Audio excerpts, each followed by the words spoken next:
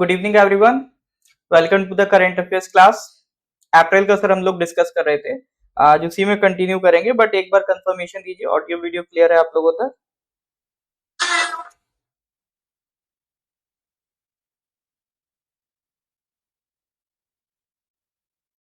हाँ जी सर।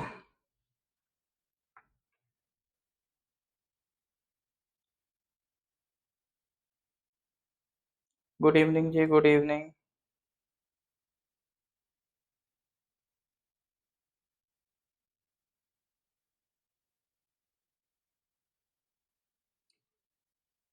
आप लोगों के कमेंट्स क्यों नहीं आ रहे हैं?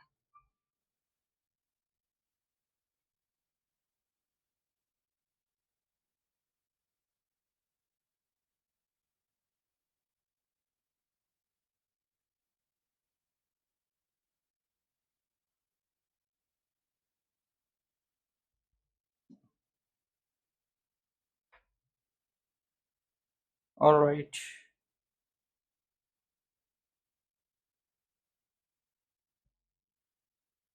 ठीक है जी। तो आई थिंक हाँ 58 क्वेश्चन तक हो गया था। एक बार पिछले क्वेश्चन रिवाइज कर लेते हैं, फिर उसके आगे आज स्टार्ट करेंगे।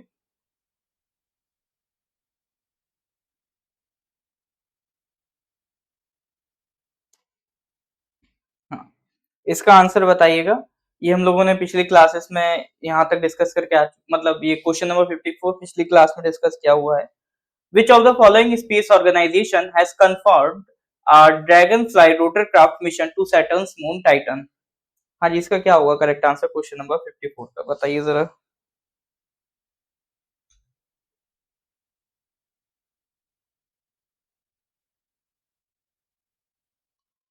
Okay okay. Question number 54 dragon fly rotorcraft mission किसका था? ये हम लोगों ने डिस्कस किया था सर लास्ट क्लास में। तो ये था सर आपका ड्रैगन फ्लाई मिशन नासा का, है ना।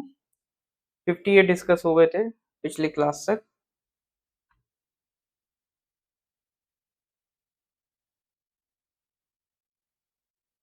ये तो नहीं।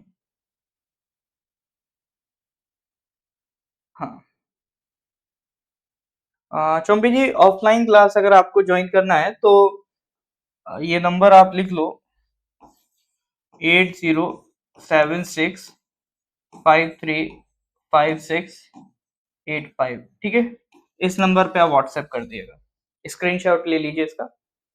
तो दुर्गा 2 मिशन था सर, वो दुर्गा 2 सिस्टम एक वेपन डेवलप हुआ है। किसने डेवलप किया है ये क्वेश्चन था, है ना। तो करेक्ट आंसर की बात करते हैं। इसका करेक्ट आंसर था सर आपका डीआरडीओ। ठीक है, तो ये आपका लेजर वेपन है, डीआरडीओ ने डेवलप किया है। तो यहाँ तक सर हम करके आ चुके थे, इसके आगे के क्वेश्चन स्टार्ट करने करें सर स्टार्ट। हाँ जी, तो 58 के बाद स्टार्ट करते हैं सर। आज का पहला क्वेश्चन है क्वेश्चन नंबर 59। क्वेश्चन नंबर 59 क्या कह रहा है sir? Who among the following has scripted history by becoming the youngest player ever to win FIDE candidates tournament? ठीक है, स्पोर्ट्स का सवाल है सर, एक टूर्नामेंट का नाम दिया है FIDE कैंडिडेट्स टूर्नामेंट। सवाल यह है इसमें से किसने इसको जीता है bye becoming the youngest player. जिसने भी जीता है, he have become the youngest player to win this candidates tournament। FIDE एक इंटरनेशनल ऑर्गेनाइजेशन है चेस की। ठीक है, तो उनका एक टूर्नामेंट होता है, टूर्नामेंट का नाम है कैंडिडेट्स टूर्नामेंट। तो उसको जीतने वाले यंगेस्ट प्लेयर का नाम पूछ रहा है। हाँ जी सर, बताइए जरा करेक्ट आंसर क्या होगा। स्पोर्ट्स से रिलेटेड है और सर चेस से रिलेटेड है। चेस से रिलेटेड तो क्वेश्चन वैसे भी इंपॉर्टेंट ही है आपके एग्जाम में। DA, correct answer is D, Dommaraju Gukesh. ठीक है, Dommaraju Gukesh have won the award. अब इसमें जो ऑर्गेनाइजेशन है सर FIDE, इसमें जो आपका ऑर्गेनाइजेशन है FIDE इंटरनेशनल चेस फेडरेशन, इसका हेडक्वार्टर ध्यान रखना कहां पर है सर। ये चेस फेडरेशन का headquarter it is in Lausanne Switzerland. ठीक है, ये कहां पर है सर आपका लॉजेन स्विट्जरलैंड में, तो इसको ध्यान रखिएगा। और जिन्होंने ये अवार्ड जीता है उनका नाम को भी ध्यान रखना है। ठीक है सर, तो ये हो गया क्वेश्चन नंबर 59। आगे बढ़ते हैं अगले क्वेश्चन की तरफ, question number 60। Recently, which of the following organization has lifted age cap on purchasing health insurance policies effective from April 1, 2024? पहले एक एज कैप लगा था कि हाँ भाई 60 साल के बाद फिर वो हेल्थ इंश्योरेंस कंपनीज नहीं दे रही थी, तो उसमें जो एज कैप था कि हाँ ये एक लिमिट थी कि इस लिमिट तक की एज अगर आपकी होगी तो आपको हेल्थ इंश्योरेंस मिलेगा, अदरवाइज हेल्थ इंश्योरेंस नहीं मिलेगा। तो वो एज कैप हटा दिया गया है। तो किसके कहने पे हटाया गया है, ये सवाल है सर। तो ऑब्वियसली बात है, ऐसी कोई ऑर्गेनाइजेशन जो इंश्योरेंस से रिलेटेड होगी वही इस डिसीजन को ले पाएगी। जैसे अगर बैंकिंग से रिलेटेड अगर कोई डिसीजन होगा तो वो कौन लेगा, आरबीआई लेगा। शेयर मार्केट से रिलेटेड सेबी लेता है। इसी तरह से एक ऑर्गेनाइजेशन है जो इंश्योरेंस के मैटर को डील करती है। वैसे मेजोरिटी आप इसमें बता देंगे, इकोनॉमी में तो सर हम उसको अच्छे से पढ़ते ही हैं, ठीक है ना। बिल्कुल सही बात है, आसान सवाल है सर। इंश्योरेंस से डील करने के लिए आपके पास क्या है, आईआरडीएआई। एलआईसी खुद एक इंश्योरेंस कंपनी है, आईआरडीएआई उसको रेगुलेट करता है। ठीक है, देखो तीन कंपनीज के नाम जरूर याद रखना। एक है आपका जैसे आरबीआई जो बैंकिंग को रेगुलेट करता है, एक है सेबी जो शेयर मार्केट स्टॉक एक्सचेंज को रेगुलेट करता है, और तीसरा है आपका आईआरडीएआई जो भी इंश्योरेंस सेक्टर है पूरा। ठीक है, इंश्योरेंस सेक्टर को कौन रेगुलेट करता है, आईआरडीएआई। तो आपसे एग्जाम में दो तरह के क्वेश्चन बन सकते हैं, या तो सिंपल इनकी फुल फॉर्म पूछ ले, बहुत पहले आरबीआई तक की भी फुल फॉर्म पूछी गई है, या फिर वो आपको सिंपल इस तरह का क्वेश्चन दे देगा कि शेयर मार्केट को रेगुलेट करने वाली बॉडी का नाम बताइए, इंश्योरेंस सेक्टर को रेगुलेट करने वाली बॉडी का नाम बताइए। इस तरह से क्वेश्चन बन सकता है, दोनों ही आसान तरह के क्वेश्चन है, अगर बनेंगे तो आप लोग कर ले जाएंगे। लेकिन हाँ, अगर इसमें भी गलती हो रही है तो ध्यान रखिएगा कि एटलीस्ट ये जो बेसिक बेसिक सवाल हैं ये आपसे गलत ना हो। ठीक है, तो अब आईआरडीएआई के बारे में देख लेते हैं। It is a statutory body, statutory यानी पार्लियामेंट के एक एक्ट के थ्रू इसको बनाया गया है। जैसे सेबी हुआ, आरबीआई हुआ, ये सब पार्लियामेंट के कानून से बने हैं। तो इसके कानून का नाम क्या है, IRDAI, sorry insurance regulatory development authority. पहले इसका नाम सिर्फ इतना था, आईआरडीए था, बाद में आई जोड़ा गया था बाद में। ठीक है, तो इसलिए कानून का नाम क्या है, insurance regulatory and development authority act 1999, यानी आईआरडीए एक्ट ऑफ 1999 से ये बॉडी बनाई गई है। तो ये दो चीजें आप मेजरली इसके बारे में ध्यान रखिए। ठीक है सर, यहां तक किसी को कोई डाउट है तो बताइए। हाँ जी, यहां तक सर किसी को कोई दिक्कत तो नहीं है।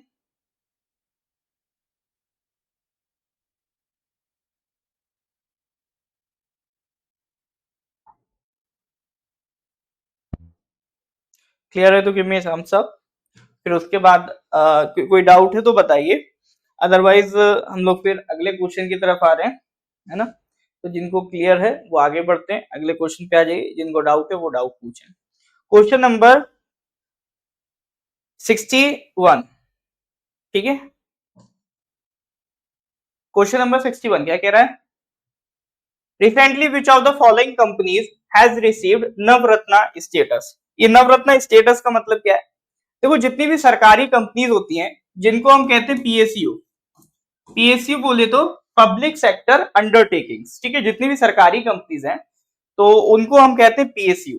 इसमें कंपनीज को तीन कैटेगरी में कैटेगराइज करा जाता है। जो सबसे टॉप कैटेगरी है वो है महारत्ना, जैसे ओएनजीसी है ना आपका, ये ONGC, steel authority of India limited, ये सब महारत्ना के एग्जाम्पल है। दूसरा है सर नवरत्ना, और तीसरा है सर आपका मिनी रत्ना। यानी पीएसयू जितनी भी प्रॉफिट मेकिंग है, सारी पीएसयू तो प्रॉफिट मेकिंग नहीं है, जितनी भी प्रॉफिट मेकिंग पीएसयूज हैं उनको तीन कैटेगरी में डिवाइड किया जाता है, Maharatna, Navratna, mini Ratna. Number 1, number 2, number 3 किस बेसिस पे होता है, डिपेंडिंग ऑन द प्रॉफिट। एक प्रॉफिट की लिमिट होती है कि हाँ आप इतना प्रॉफिट कमाएंगे तो मिनी रत्ना में, उसके ऊपर कमाएंगे तो नवरत्ना में, और उसके ऊपर कमाएंगे तो महारत्ना में। इस तरह से कैटेगराइजेशन किया जाता है।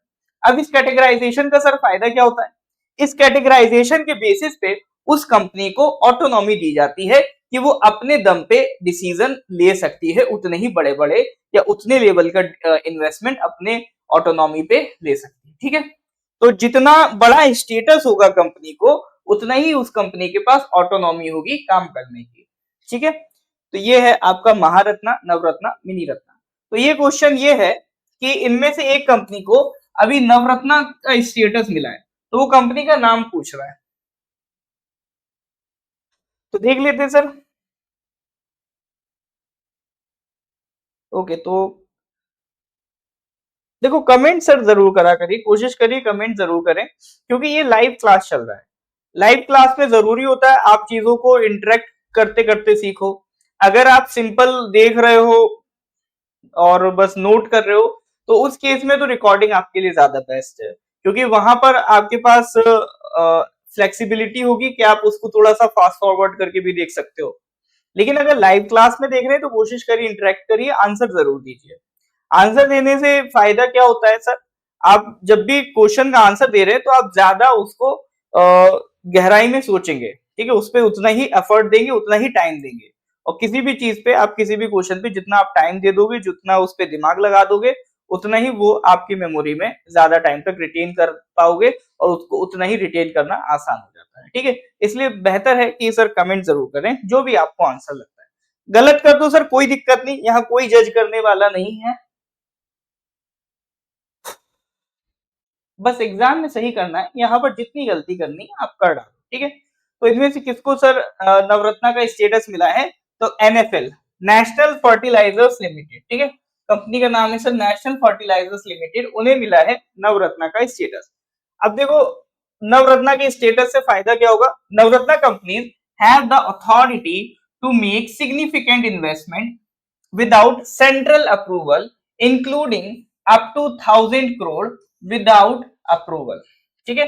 यानी बिना सेंट्रल गवर्नमेंट से अप्रूवल लिए ये कंपनी डायरेक्ट 1,000 करोड़ तक का इन्वेस्टमेंट अपनी ऑटोनॉमी पे कर सकती है, and up to 30% of the net worth within a year, as long as it is under 1,000 crore, ठीक है। इसको ध्यान रखिएगा रिगार्डिंग द नवरत्ना कंपनी। चलिए, ये हो गया सर। नेक्स्ट क्वेश्चन पे आ जाते हैं, क्वेश्चन नंबर 62। ज्यादातर क्वेश्चन आज फैक्चुअल क्वेश्चन है, उसमें बहुत ज्यादा थ्योरेटिकल है नहीं, बस एज इट इज क्वेश्चन है और एज इट इज आंसर है ना, तो बहुत ज्यादा उसमें आज सोचने वाले क्वेश्चन है नहीं। क्वेश्चन नंबर 62 देख लेते हैं सर। 62 क्या कह रहा है, which of the following companies has built world's largest neuromorphic system code named Hala point to enable more sustainable artificial intelligence, ठीक है। दुनिया का सबसे बड़ा न्यूरोमॉर्फिक सिस्टम कोड लिखा गया है, न्यूरोमॉर्फिक सिस्टम कोड बिल्ड किया गया है दुनिया का सबसे बड़ा, और उसको नाम दिया गया है हाला पॉइंट। तो किस कंपनी ने बिल्ड किया है। अब ये सर न्यूरोमॉर्फिक सिस्टम क्या होता है, न्यूरोमॉर्फिक सिस्टम कोड क्या होता है। देखो एक तो कोडिंग होती है जो आपने देखा होगा C++, पूरी डिजिटल कोडिंग होती है। अगर उसी में से थोड़ा एनालॉग मिला लो, या फिर उसको इस तरह से कर लो जैसे हमारा नर्वस सिस्टम है, ठीक है, हमारे नर्वस सिस्टम में ब्रेन है, उसमें नर्व्स कनेक्टेड है, और वो एक दूसरे को इधर से सिग्नल पहुंचाती हैं। तो उसी को इमिटेट करते हुए, उसी को कॉपी करते हुए एक सिस्टम कोड सिस्टम डेवलप किया गया, ठीक है। यानी जो भी हमारा नर्वस सिस्टम है उसी के बेसिस पे आपका एक कोडिंग का सिस्टम डेवलप किया गया है, उसको कह रहे हैं न्यूरोमॉर्फिक सिस्टम, ठीक है। एक तो हो गया जो सिंपल आपने देखा होगा C++ में कोडिंग होती है, जावा में कोडिंग होती है, टाइप कर रहे हो आप सिंपल। लेकिन यहाँ पर जो ये कोडिंग सिस्टम है, ये हमारे जो नर्वस सिस्टम है, हमारा जो ब्रेन का न्यूरॉन सिस्टम है, उससे इंस्पायर्ड है, उसी को कॉपी करके इसको बनाया गया है। तो ये दुनिया का सबसे बड़ा न्यूरोमॉर्फिक सिस्टम कोड है। तो इसको किसने डेवलप किया है, दैट इज द क्वेश्चन। बात समझ में आ रही है कि नहीं आ रही है? तो correct answer is your Intel corporation, ठीक है। तो ये किसने बनाया सर, इंटेल कॉर्पोरेशन ने बनाया। Neuromorphic computing, it is a method of computer engineering in which elements of a computer are modeled after systems in the human brain and nervous system, ठीक है। तो इसको ध्यान रखिएगा, इसके एग्जाम्पल देख लोगे और अच्छे से समझ जाओगे कि सर न्यूरोमॉर्फिक कंप्यूटिंग की जरूरत कहां पर पड़ती है। To make instant decisions, to properly navigate and avoid collisions which require extensive computing power। जैसे इन्होंने एक एग्जांपल दिया, सेल्फ ड्राइविंग कार्स आप डेवलप कर रहे हो। अब एक तो होता है सर कि अभी तक हम लोगों ने जो भी सॉफ्टवेयर बनाया उसमें कोडिंग फिक्स कर दी कि हाँ ये कमांड देने पे ऐसा करना है, ये कमांड देने पे ऐसा करना है।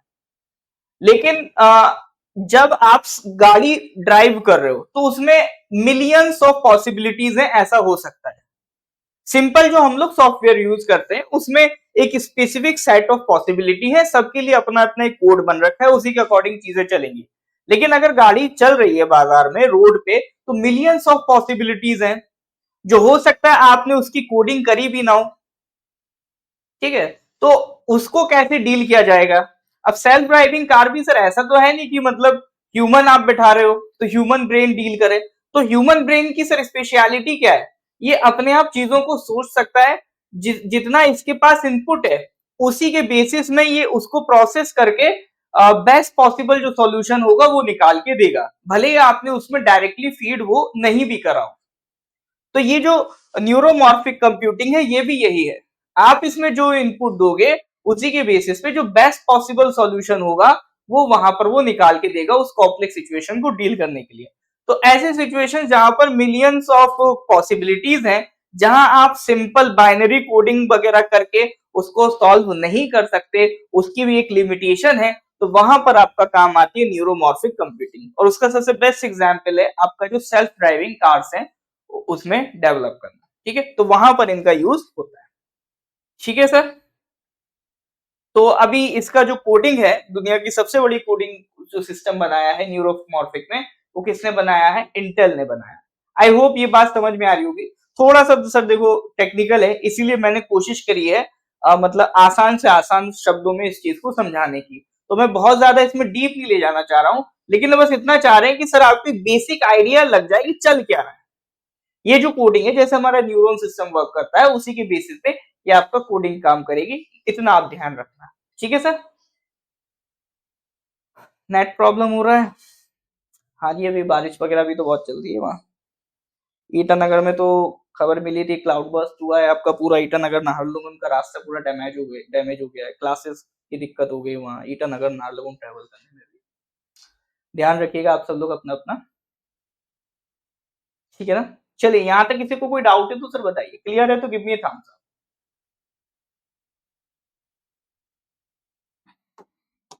देखो यही करंट अफेयर्स का फायदा होता है, ताकि जो भी ऐसी टेक्निकल टर्म्स हो, है ना, जो मार्केट में चल रही हैं, करंट में कोई टर्मिनोलॉजी चल रही है, तो उससे आपको अवेयर कराना, ये मेरा एक मेन पर्पस है। और यही एग्जामिनर चाहता है। देखो एग्जामिनर ये नहीं चाहता कि आपको पर्वतों के नाम याद हो, समंदरों के नाम याद हो। आज के जो एग्जाम्स हो रहे हैं वो थोड़े से डायनेमिक हो गए। उनका मेन पर्पस ये है कि भाई दीन दुनिया में जो भी चल रहा है, दुनियादारी में जो भी चीजें आपकी चल रही हैं, आपको उनकी नॉलेज है या नहीं है, एक बेसिक अंडरस्टैंडिंग चीजों की आपको है कि नहीं है। वो सिर्फ ऐसा नहीं कि आपने 5 सब्जेक्ट रट लिए, polity, economy, geography, history, general science, सिर्फ 5 सब्जेक्ट आप पढ़ के चले गए, हो गया। वो भी जरूरी है सर, अच्छे खासे क्वेश्चन वहां से भी कवर होते हैं, वो आपकी बेसिक नॉलेज डेवलप करते हैं। लेकिन उसके अलावा कुछ क्वेश्चंस इस तरह के होते हैं जो आपके आउटर नॉलेज चेक करते हैं कि आपकी अवेयरनेस कितनी है, चीजों को लेके आपकी समझ कितनी है, या आप इस तरह की कितनी चीजों को जानते हो। ठीक है ना? तो उसी को कवर करने के लिए अपन करंट अफेयर्स क्लास करते हैं। ठीक है सर। न्यूरोलिंक लिंक भी इसी तरह से एक प्रोजेक्ट है।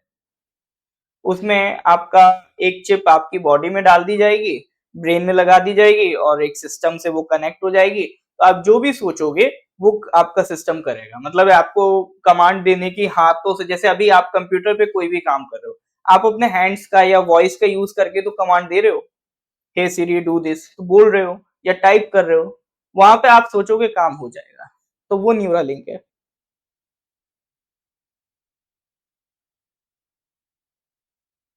मैंने हे सिरी बोला, मेरा हे सिरी पकड़ रहा है।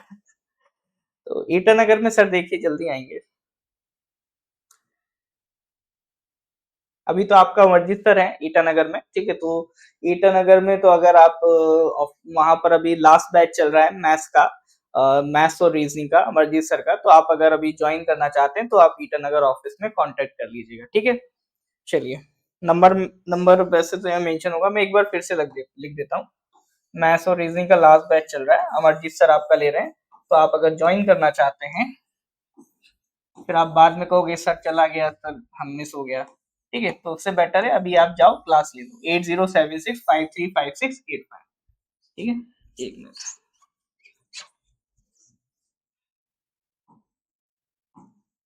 535685, ठीक है। इस नंबर पे कांटेक्ट कर लीजिएगा मैथ्स और रीजनिंग के बैचेस को ज्वाइन करने के लिए, ठीक है सर। चलिए, तो ये हो गई sir Intel corporation neuromorphic computing की बात। इसके आगे बात करते हैं सर। अभी तो हम दिल्ली में स्टूडियो में वहीं से क्लास ले रहे हैं, ठीक है। नेक्स्ट क्वेश्चन पे आ जाओ sir. Question number 63, which of the following cities has been selected by World Craft Council International for mapping its craft clusters? बताइए sir. Which of the following cities has been selected by World Craft Council International for mapping its craft clusters? बताइए। श्रीनगर, मुंबई, जयपुर, हैदराबाद।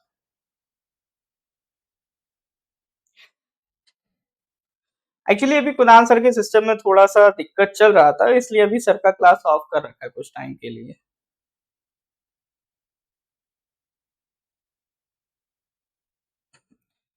हाँ जी। तो which of the following cities has been selected by World Craft Council International for mapping its craft cluster? चार cities हैं, मतलब इनमें से एक सिटी उन्होंने सिलेक्ट की है और वहां पर उनका जो भी क्राफ्टिंग है, क्राफ्टिंग की जितनी भी चीज है, उसका पूरा जो ग्रुप है उसको क्लस्टर कह रहे हैं, क्राफ्ट क्लस्टर को। तो उसको वहां पर शो करेंगे। तो वो सिटी कौन सी सिलेक्ट करी है शो करने के लिए, वो आपका क्वेश्चन है।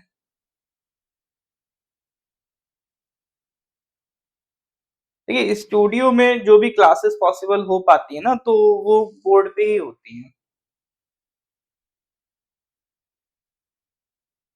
बाकी अलग अलग फैकल्टीज एक्चुअली अलग अलग लोकेशंस पे होते हैं, है ना। कोई आपका अलग लोकेशन पे, कोई दूसरे अपने लोकेशंस पे। तो जैसे उनकी कन्वीनियंट होती है उसी के हिसाब से फिर वो क्लासेस होती हैं।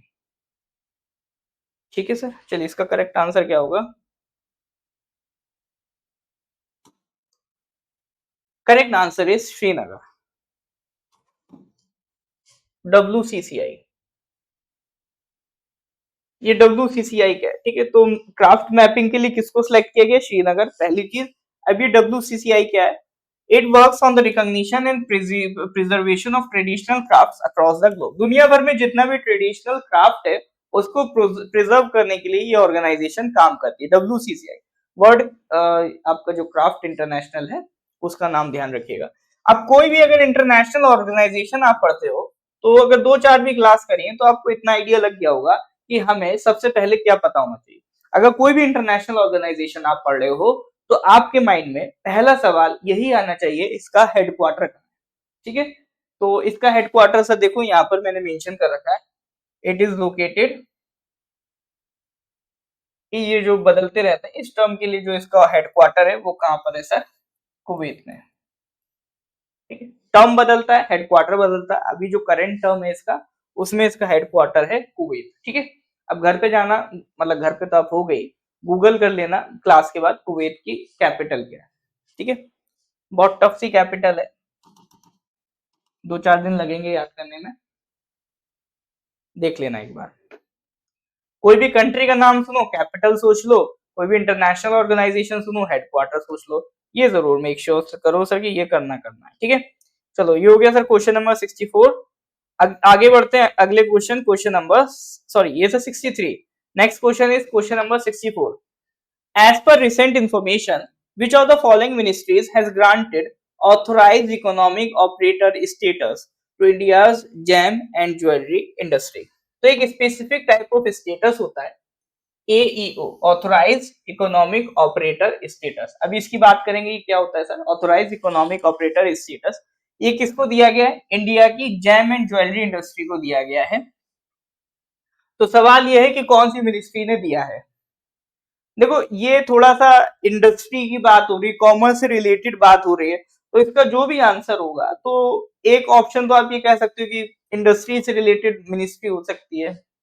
और जहां पे भी कॉमर्स मिनिस्ट्री की बात हो, तो वहां फाइनेंस मिनिस्ट्री तो ऑब्वियसली न्यूज में आ जाती है। तो अगर आप थोड़ा सा लॉजिकली चलोगे, तो बी और सी, एक कर दीजिएगा।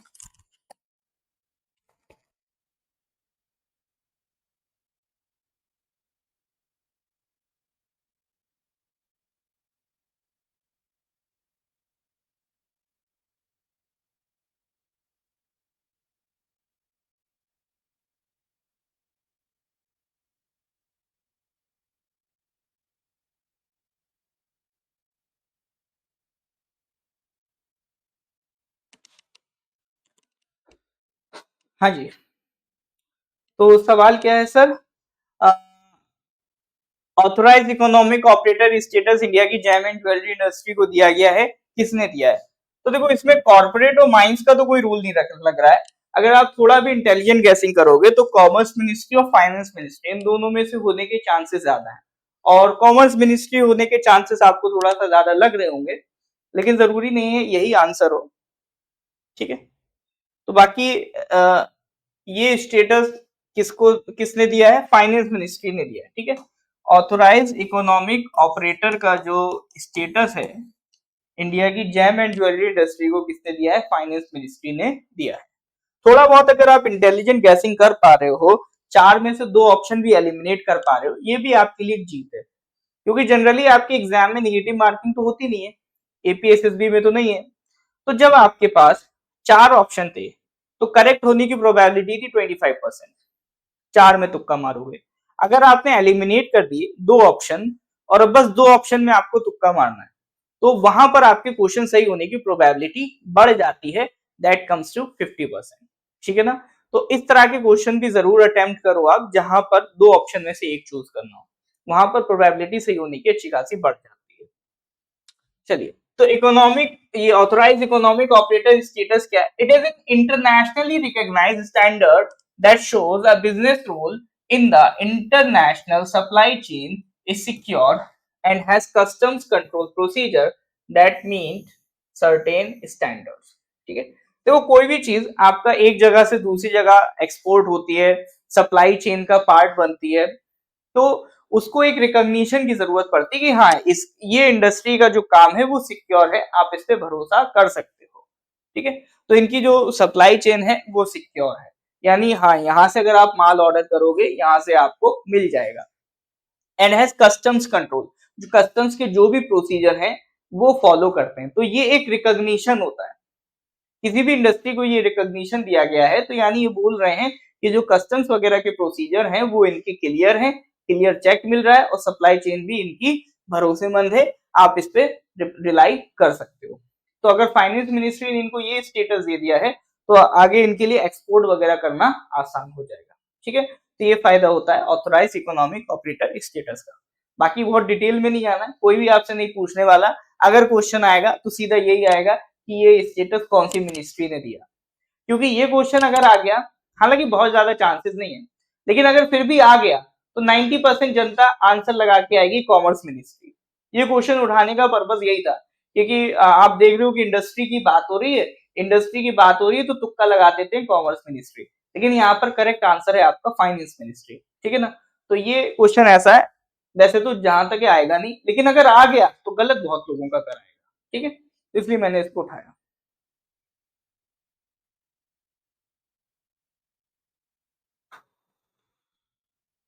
आई थिंक हेड कांस्टेबल में जहां तक मैंने देखा था नहीं है, एपीएसएसबी में तो नहीं होती है। एक बार मैं फिर से पढ़ लूंगा उसका एडवर्टीजमेंट, अगर आप तो कह रहे हो तो एक बार देख लूंगा उसका। 65 पे आ जाइए sir, question number 65। Which of the following ministries has release national curriculum for early childhood care and education 24-24 title Aadharshila for learning in the age group of 3 to 6 year olds in anganwadis? बहुत लंबा क्वेश्चन है sir, थोड़ा सा break करते हैं, कहना क्या चाह रहा है उसको समझने की कोशिश करते हैं। ठीक है, which of the following ministry has release, कुछ रिलीज किया गया, क्या है sir? National curriculum for early childhood care and education. ठीक है, national curriculum for early childhood care and education, मतलब देखो 6 साल के बच्चे जो होते हैं, मतलब जो अब तो सर पहले क्या होता था, जो पुरानी एजुकेशन पॉलिसी थी उसमें सर 6 साल से एडमिशन बच्चे का होता था, मतलब 6 साल से सरकार मानती थी कि ये एलिजिबल है एडमिशन के लिए, तो डायरेक्ट फर्स्ट क्लास में सरकारी स्कूलों में होता था। अब जो नई एजुकेशन पॉलिसी है उसमें ये एज आपका कम कर दी गई है, क्योंकि अब फर्स्ट क्लास से पहले भी जो 3 to 6 years तक के बच्चे हैं उनके लिए भी एक व्यवस्था सरकार ने की है नई एजुकेशन पॉलिसी में। तो ये वही जो अर्ली चाइल्डहुड केयर है, जो 3 से 6 साल तक के बच्चे की है। ठीक है, तो जो गवर्नमेंट जब स्कूल में बच्चे जाएंगे तो 3 to 6 years तक के जो बच्चे हैं उनकी जो केयर होगी वो कहलाएगी अर्ली चाइल्डहुड केयर। तो उसके लिए एक पूरा करिकुलम बनाया गया, पूरा एक फ्रेमवर्क बनाया गया कि किस तरह से उनको डील करा जाएगा। ठीक है, तो उसके लिए एक पूरी रिपोर्ट बनाई गई है, national curriculum for early childhood care and education, कि किस तरह से उनकी केयर की जाएगी, किस तरह से उनको एजुकेट किया जाएगा। अब 3 से 6 साल तक के बच्चे को मतलब ऐसा तो है नहीं सर अल्फा बीटा गामा सिखाएंगे, उनकी क्रिटिकल थिंकिंग पे काम किया जाएगा, क्योंकि जब बच्चे कम एज के होते हैं तो उनकी सोचने की क्षमता बहुत अपार होती है। तो उस टाइम पे अगर हम उनको क्रिटिकल थिंकिंग डेवलप करवा देंगे तो आगे हेल्प बहुत मिलती है। तो गेम्स वगैरह इसी हिसाब से डिजाइन की जाएंगे उनके। तो इसके लिए एक रिपोर्ट बनाई गई है, उस रिपोर्ट का नाम है आधारशिला। ठीक है, national curriculum for early childhood care and education के जो रिपोर्ट है उसके लिए पूरा फ्रेमवर्क है, उसका नाम है आधारशिला। अब सवाल यह है कि भाई जो आधारशिला आपकी रिपोर्ट है कौन सी मिनिस्ट्री ने रिलीज करी। बात समझ पा रहे हैं कि नहीं समझ पा रहे हैं सर? क्वेश्चन समझ में आ रहा है कि नहीं आ रहा है सर? जो चाइल्डहुड केयर से एजुकेशन से रिलेटेड आपकी रिपोर्ट है आधारशिला, जो आंगनवाड़ी में बच्चों को पढ़ाई जाएगी for learning in the age group of 3 to 6 year old in anganwadi, वो किसने रिलीज की है? 4 ऑप्शन है, women and child development, minority, education, social justice and empowerment. अब इस क्वेश्चन में भी अगर सर देखो यहाँ बच्चों की बात हो रही है तो माइनॉरिटी से तो कोई लेना देना है नहीं। ठीक है, और सोशल जस्टिस से भी सर यहाँ कोई लेना देना नहीं दिख रहा है एज इट इज डायरेक्टली। तो अब जो आपके दो ऑप्शन बचते हैं, एक मिनट रुकिएगा।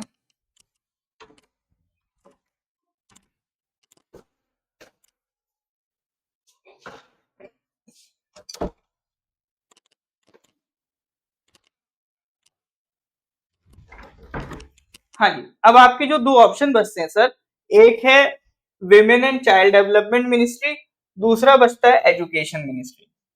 देखो एजुकेशन की बात हो रही है तो एजुकेशन मिनिस्ट्री को तो आप ऑप्शन में रख सकते हो, लेकिन यहाँ बच्चों की बात हो रही है सर तो women and child development ministry भी हो सकती है। तो यहाँ पर आप इंटेलिजेंट गैसिंग अगर करोगे तो ए और सी दो ऑप्शंस हैं, इसमें आप तुक्का लगा सकते हो। ठीक है सर, चलो तो इसमें करेक्ट आंसर देखें, और ये भी अगर क्वेश्चन आ गया तो मेजॉरिटी जनता जो करेक्ट है वो क्या लगाएगी?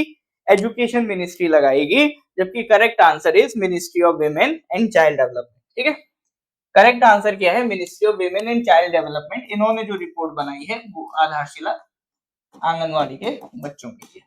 ठीक है, तो यहाँ मेजोरिटी गलती करेंगे, आपको उस मेजोरिटी का पार्ट नहीं बनना है जो गलती करे। ठीक है, अब इस रिपोर्ट में क्या है सर, एक बार अच्छे से आप इसको पढ़ लेना। Like weekly based play calendar होगा, ऑब्वियसली बात है बच्चों को अल्फा बीटा गामा तो सिखाएंगे नहीं, खेलकूद से ही चीजों को सिखाने की जाएगी।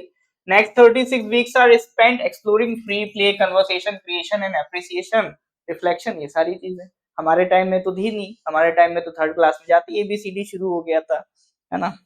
तो लेकिन अब थोड़ा सा सिस्टम चेंज किया जा रहा है, अब वो आपका इफेक्टिव डेवलपमेंट जो होगा, एक स्किल डेवलपमेंट जो होगा उस पर फोकस किया जाएगा।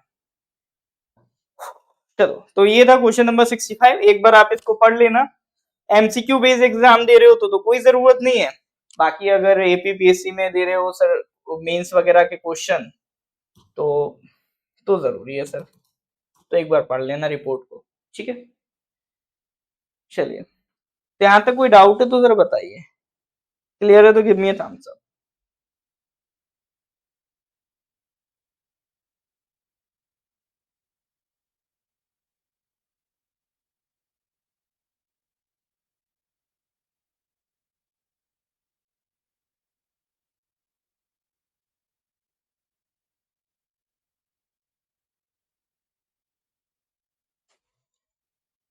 ठीक है, ये था सर 65। नेक्स्ट क्वेश्चन पे आते हैं sir, question number 66। Question number 66 क्या कह रहा है? Which of the following countries has hosted sustainable finance for tiger landscape conference. ठीक है, तो ये कॉन्फ्रेंस का नाम है, आसान मतलब सिंपल सा सवाल है, sustainable finance for tiger landscape conference to mobilise $1 billion in new funding over 10 years for the preservation of tiger landscapes across Asia. तो नाम से पता चल रहा है कि सर टाइगर लैंडस्केप को कंजर्व करने के लिए एक ऑर्गेनाइजेशन बनाई गई है, वो इस ऑर्गेनाइजेशन में फंड इकट्ठा करेंगे ताकि वो टाइगर्स की जो लैंडस्केप है जहां वो रहते हैं उसको कंजर्व किया जा सके। तो इसको होस्ट किस कंट्री ने किया है, वो ये सवाल है आपका। भूटान है, म्यांमार है, थाईलैंड है, या आपका नेपाल है। चार आपका ऑप्शन है। हाँ जी सर, बताइए। तो जो भी ऑप्शन लगता है बिंदास टिक कर दो सर। चलो सही बता रहे हैं ज्यादातर लोग, सही, क्या बात है। Correct answer is Bhutan. ठीक है, तो इसकी जो आपकी आपकी कॉन्फ्रेंस हुई थी, ये किस दिन हुई थी सर? आपका अर्थ डे के दिन हुई थी। ठीक है, ऑन अर्थ डे 2024। एक बार इसको सर्च कर लेना कि अर्थ डे किस दिन होता है। बाकी इतना ही था इस क्वेश्चन में। आगे क्वेश्चन पे बढ़ते हैं। अगला है sir question number 67। Which of the following airports has been named as world's best airport in 2024 in 2024 Skytrax World Airport Award? तो ये अवार्ड का नाम है sir Skytrax world airport award. इसके हिसाब से दुनिया का बेस्ट एयरपोर्ट किसे बोला गया। इससे पहले जो हमने क्वेश्चन करा था वो बिजिएस्ट एयरपोर्ट का था। वो किसका था सर? बिजिएस्ट एयरपोर्ट का। तो वो उसमें हमने देखा था यूएसए का जो अटलांटा वाला एयरपोर्ट है वो बिजिएस्ट एयरपोर्ट आया था। और इंडिया में टॉप 10 में 10th रैंक पे एक ही एयरपोर्ट था, IGI, Indira Gandhi international airport Delhi वाला। ठीक है, ये है बेस्ट एयरपोर्ट। फर्क है सर दोनों में। तो बेस्ट एयरपोर्ट में अगर आप बात करोगे तो ये अवार्ड किसको मिला है? 67 का आप क्या बोल रहे हैं जी? बिल्कुल सही बात सर। बेस्ट एयरपोर्ट किसको बोला है? हम्माद इंटरनेशनल। अच्छा, कहाँ पढ़ा था आप लोगों ने? जो सही बता रहे हैं वो तुक्का मार रहे हैं या वाकई में पढ़ा था कहीं? Hamad International Airport, Qatar. ठीक है, कतर की कैपिटल ध्यान रखना सर। कतर की कैपिटल है दोहा। ठीक है, कबीर के दोहे उससे रिलेट कर लेना। का से कबीर, कबीर के दोहे। तो कतर की कैपिटल है दोहा। तो यहाँ का जो एयरपोर्ट है सर आपका Hamad International Airport, it has been declared the best airport in the world. ये इन्होंने सर जो सिंगापुर का चैंगी एयरपोर्ट है, पहले वो टॉप पे रहता था। 12 साल से लगातार जो सिंगापुर का चैंगी एयरपोर्ट है उसको हरा के इस बार ये नंबर 1 पे है। तो सिंगापुर वाला तो सेकंड पे चला गया। उसके बाद सर आपका जो सियोल का इंशियोन एयरपोर्ट है साउथ कोरिया में, वो थर्ड पे आया। It is recognized as the most family friendly airport. ठीक है, ये कुछ बड़े बड़े एयरपोर्ट्स हैं, नाम ध्यान रखेंगे, शायद पूछ ले। पढ़ लिया था, चलिए बढ़िया। तो जिन्होंने पढ़ लिया उन्हें भी मुबारक हो, जिन्होंने तुक्का मारा उन्हें भी मुबारक हो। चलिए नेक्स्ट क्वेश्चन पे आते हैं, question number 68। Recently, who among the following has been conferred with Aryabhatta Award by Astronomical Society of India? Anil Bhardwaj, Pabuluri Subbarao, George Joseph, या एम शंकरन? अच्छा, कतर एयरवेज अभी ट्रेंड पे चल रहा है, बहुत बढ़िया। Who among the following has been conferred with Aryabhatta Award by Astronautical Society of India? Anil Bhardwaj, Pabuluri Subbarao, George Joseph, या एम शंकरन? चार ऑप्शन दिए गए हैं, सॉरी ये चार ऑप्शन आपको दिए हैं। तो आर्यभट्ट अवार्ड किसको मिला है? ये सर देखो इस तरह के सिंपल सवाल होते हैं, इसमें कोई डिटेलिंग नहीं होती है। क्वेश्चन आएगा डायरेक्ट यही आएगा, आर्यभट्ट अवार्ड किसको मिला, आपको टिक करके आगे बढ़ जाना है। इसमें और कुछ भी डिटेलिंग होती है नहीं, है ना। तो इनको बिल्कुल जो फैक्चुअल आपका एक अलग से लिस्ट बनाना, जो मैंने कहा है ना, अगर चाहो तो अवार्ड की एक अलग लिस्ट बना लो रटने के लिए, तो ये तो सिंपल रटता है। चलो तो करेक्ट आंसर की बात कर लेते हैं सर। इसका करेक्ट आंसर क्या है क्वेश्चन नंबर 68 का?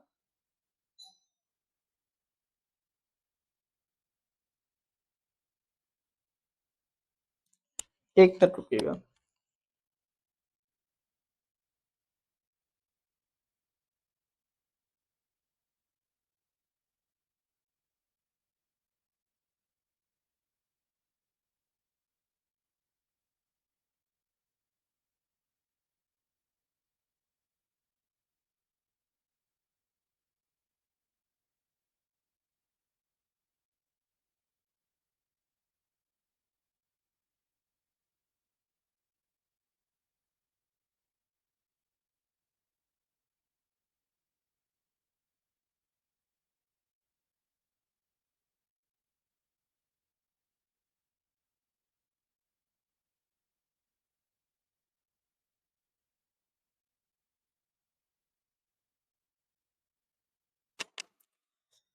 ऑलराइट,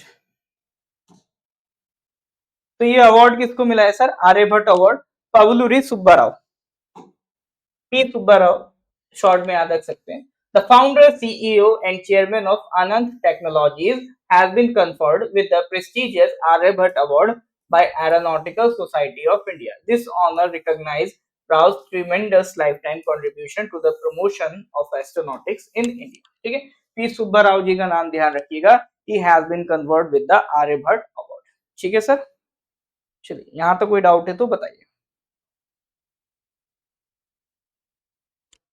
हाँ जी सर, चीजें क्लियर हैं तो गिव मी ए थम्स अप। कोई डाउट होने से बताइए, फिर आगे बढ़ते हैं सर अगले क्वेश्चन की तरफ।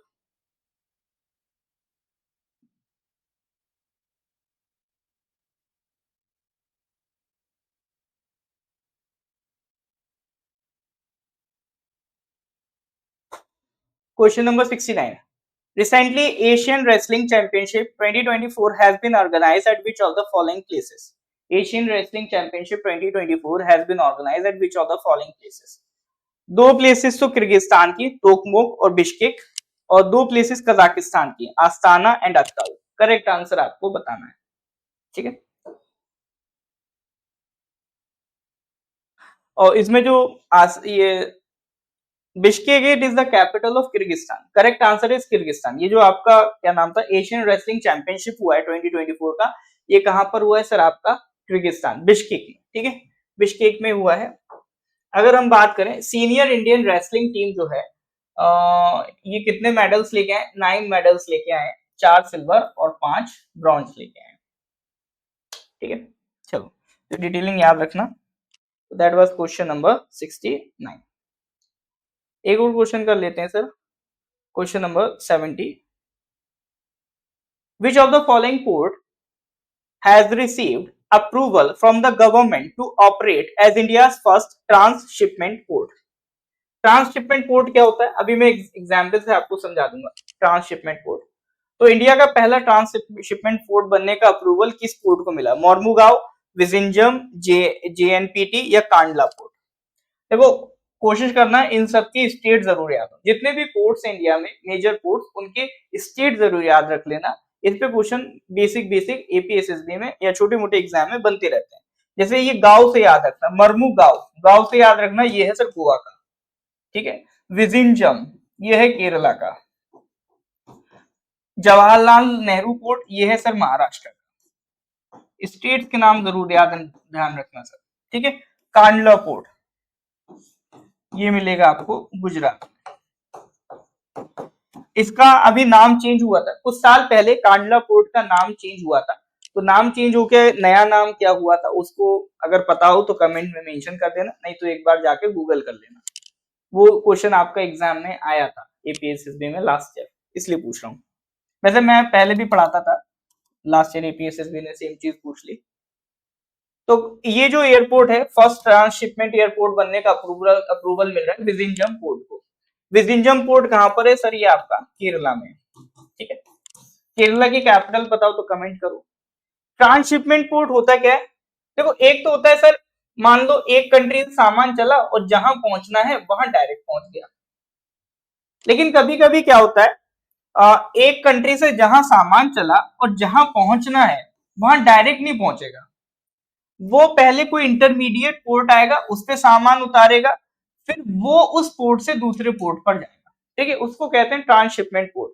यानी डायरेक्ट वो कनेक्ट नहीं हो रहा है सोर्स और डेस्टिनेशन, बीच में एक और पोर्ट है, ये सामान इस पोर्ट से चलेगा, इंटरमीडिएट पोर्ट पे अनलोड होगा, यहाँ अनलोड होगा, फिर यहां से फिर सामान दूसरे शिप में भरा जाएगा, फिर वो दूसरा शिप आपका डेस्टिनेशन पोर्ट पे जाएगा। तो इस तरह के जो पोर्ट होते हैं जहां पर इंटरमीडिएटरी सामान रोके जाते हैं, तो वो कहलाता है आपका ट्रांसशिपमेंट पोर्ट। तो इंडिया में पहला जो ट्रांसशिपमेंट पोर्ट बनने का अप्रूवल मिला है वो किसको मिला है? आपका जो विजिंजम पोर्ट है केरला का, that is operated by Adani group. ठीक है, अडानी ग्रुप उसको ऑपरेट करता है। बिल्कुल सही बात है, केरला की जो कैपिटल है that is Thiruvananthapuram. Alright sir, चलिए तो ये हो गया सर आपका क्वेश्चन नंबर 70। तो आज इतना ही रखेंगे, इसके आगे के question we will discuss in the next class. बाकी देखो, आपका मैथ्स का और रीजनिंग का, जैसे मैंने अभी पहले भी बताया, लास्ट बैच चल रहा है ईटानगर एंड नाहरलगुन में।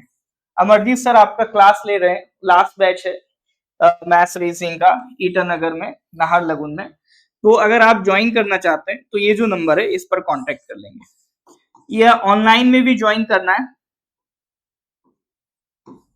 एपीपीएससी का भी आपको कोई कोर्स की क्वेरी है, जो ऑनलाइन में हमारा एपीपीएससी सिविल सर्विसेज के लिए भी कोर्स जो चल रहा है, कोई भी क्वेरी है रिगार्डिंग कोर्सेज टेस्ट सीरीज, जो भी दिक्कत है, डाउट है, इस नंबर पे आप कांटेक्ट करके व्हाट्सएप करके पूछ सकते हैं। ठीक है सर, चलिए, तो आपको रिप्लाई जरूर मिलेगा।